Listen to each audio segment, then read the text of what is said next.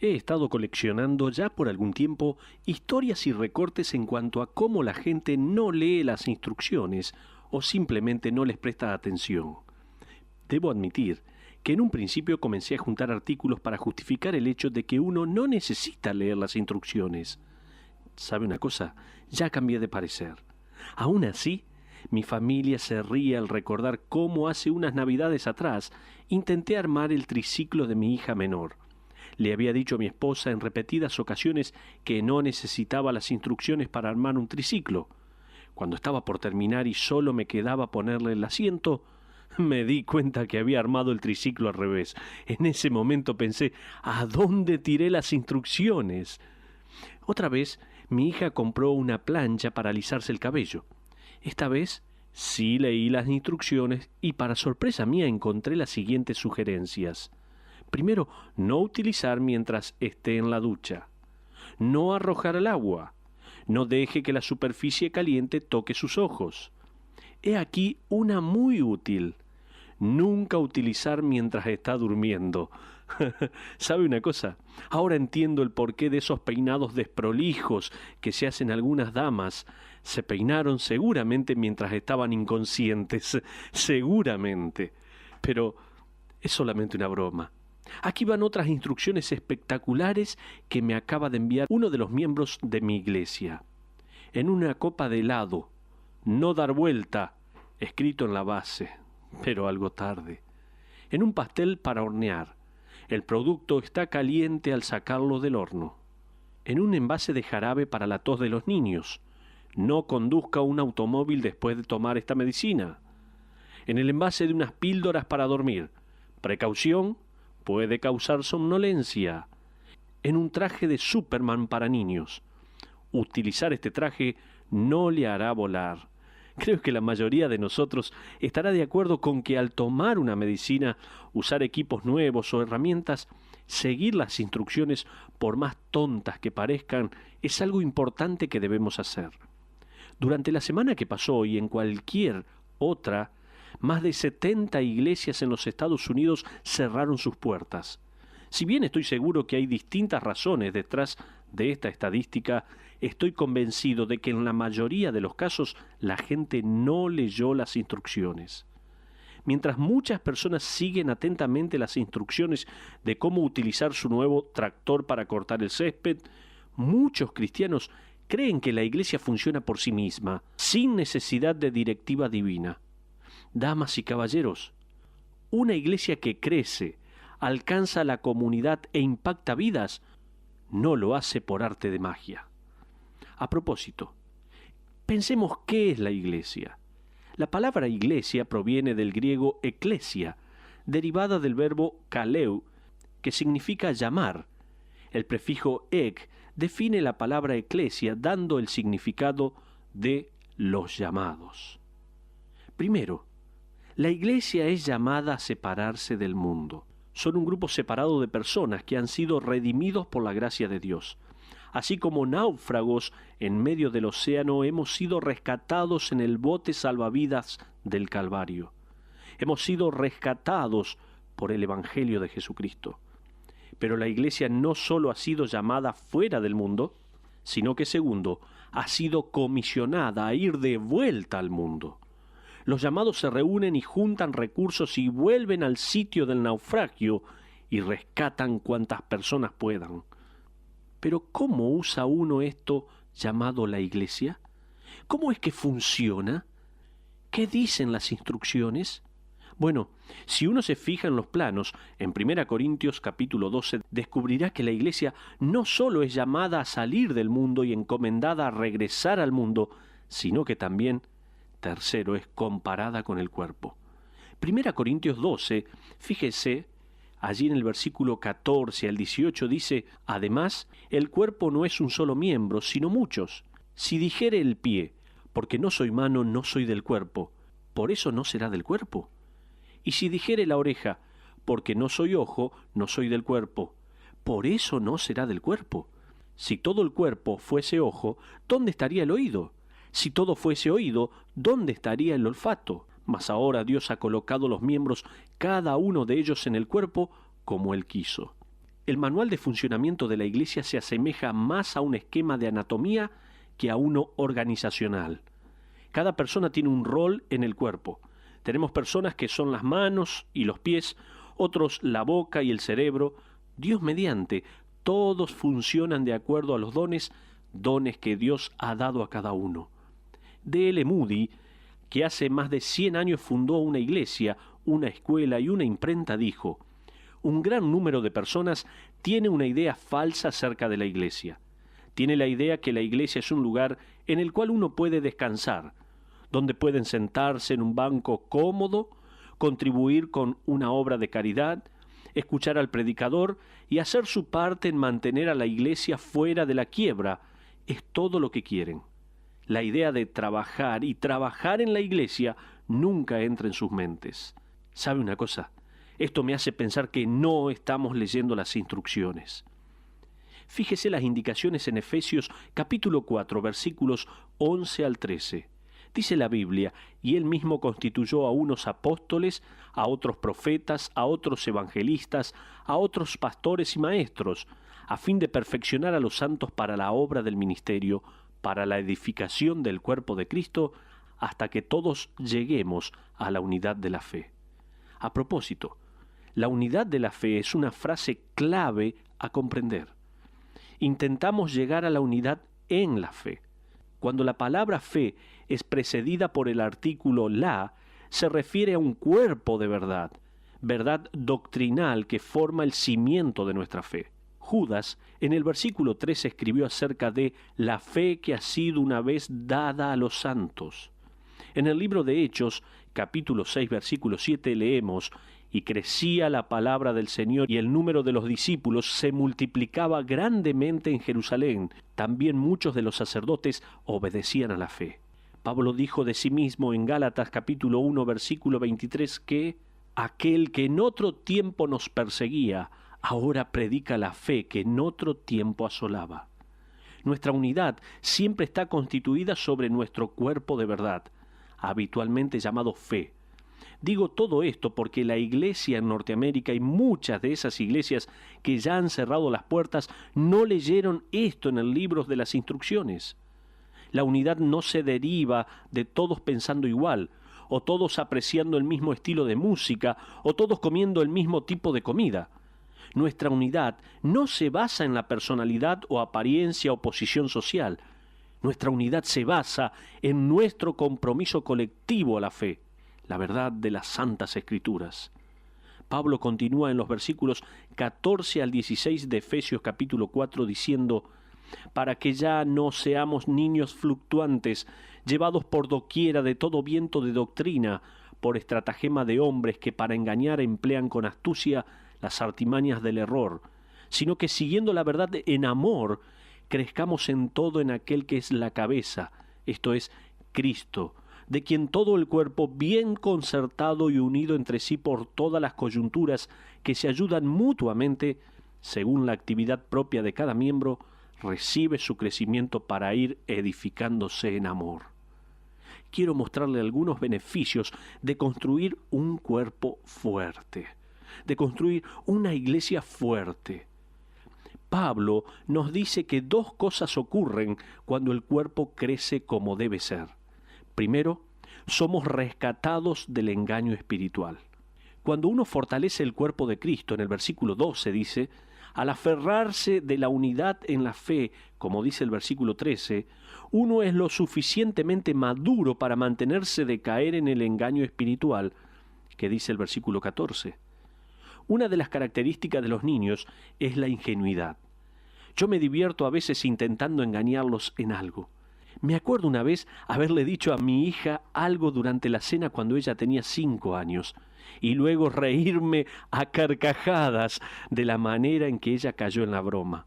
Ella pensaba que nuestro auto funcionaba con jugo, ya que siempre nos escuchaba decir: «Nos estamos quedando sin jugo». Para ella, Texaco era una gran máquina dispensadora de jugo de manzana. ¡Qué increíble! Dígale algo a un niño y con seguridad que le va a creer. Parte de nuestra madurez y de crecer como un cuerpo de creyentes implica que juntos evitemos el engaño de los falsos maestros. Pero segundo, otro beneficio de fortalecer el cuerpo es no solo que somos rescatados del engaño espiritual, sino también de la incapacidad espiritual. Una vez más, en el versículo 16 encontramos la analogía del cuerpo humano, de quien todo el cuerpo bien concertado y unido entre sí por todas las coyunturas que se ayudan mutuamente según la actividad propia de cada miembro, recibe su crecimiento. La pregunta que uno nunca se formula no es si alguien está contribuyendo su parte para el funcionamiento del cuerpo, sino si uno mismo está proveyendo su parte en el proceso de fortalecer el cuerpo en amor. Cuando cada articulación del cuerpo hace su parte, el cuerpo no queda incapacitado, sino coordinado. Esto es verdad tanto en el cuerpo físico como en el cuerpo espiritual, al cual llamamos la Iglesia. Todos contribuyen al proceso a través de sus dones espirituales dados por Dios. Todos se arremangan.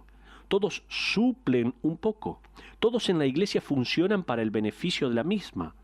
Eso nos mantiene fuera de la discapacidad y del engaño. He desarrollado una hipótesis que utilizo en las clases para miembros nuevos con el fin de ilustrar el funcionamiento de la Iglesia. Es una escena hipotética en un comedor.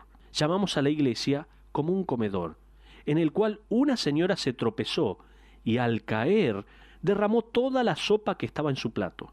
Si todos nosotros estuviéramos allí utilizando nuestros dones espirituales para el beneficio, no solo de esta mujer, pero de toda la Iglesia, nosotros como un cuerpo de creyentes haríamos lo siguiente, escuche bien. La persona que tiene el don de pastor inmediatamente formaría una fila e indicaría a la gente por dónde caminar para que nadie se resbale ni lastime a la señora tendida en el suelo. La persona con el don de misericordia inmediatamente se inclinaría junto a la señora y susurraría: «Sé cómo se debe sentir. Permítame limpiar un poco su ropa con mi pañuelo». El maestro se levantaría y diría: «¿Puedo tener su atención, por favor? Esta señora se cayó y derramó sopa por todos lados. Hay diferentes razones por las cuales esto sucedió. Permítanme darle algunas, así toman nota y no les sucede a ustedes en el futuro». La persona con el don de dar ya fue y compró otro plato de sopa y se encuentra en camino para dárselo.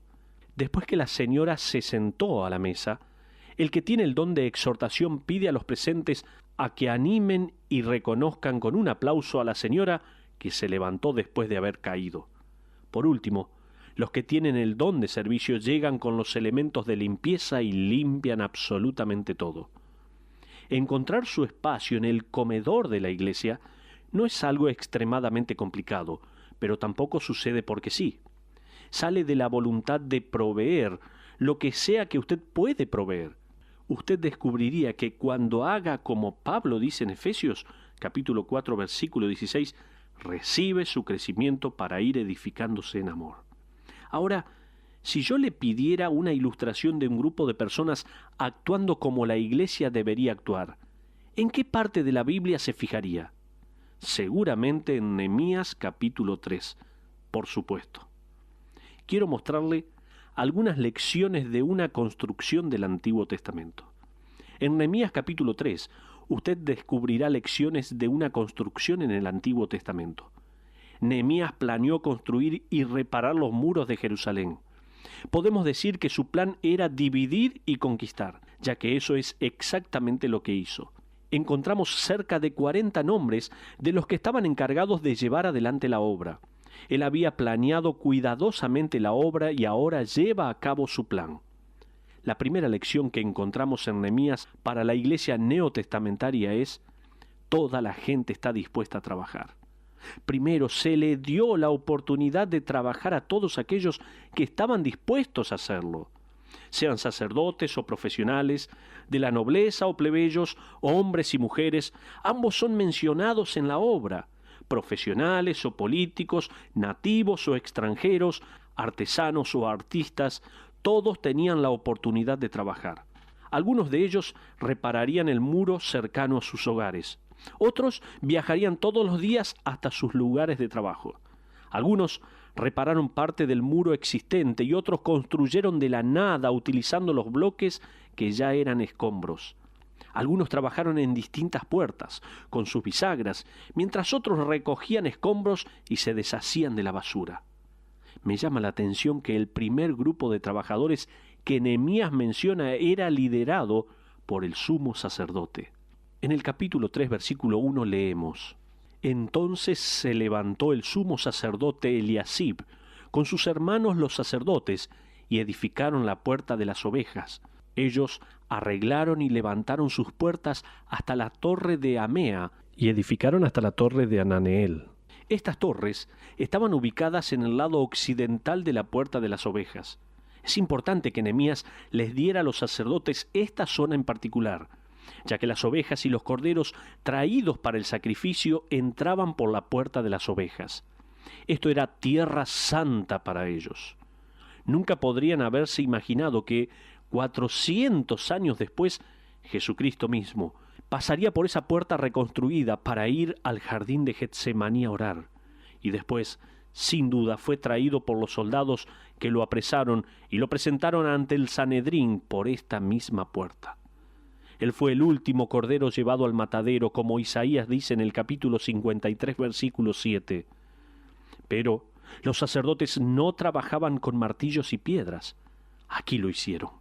De esta manera fueron el ejemplo para el resto del pueblo. Cualquier persona que estaba dispuesta a trabajar en la reconstrucción lo hizo. Eso me lleva a la segunda lección. Algunas personas no sabían precisamente cómo hacer el trabajo.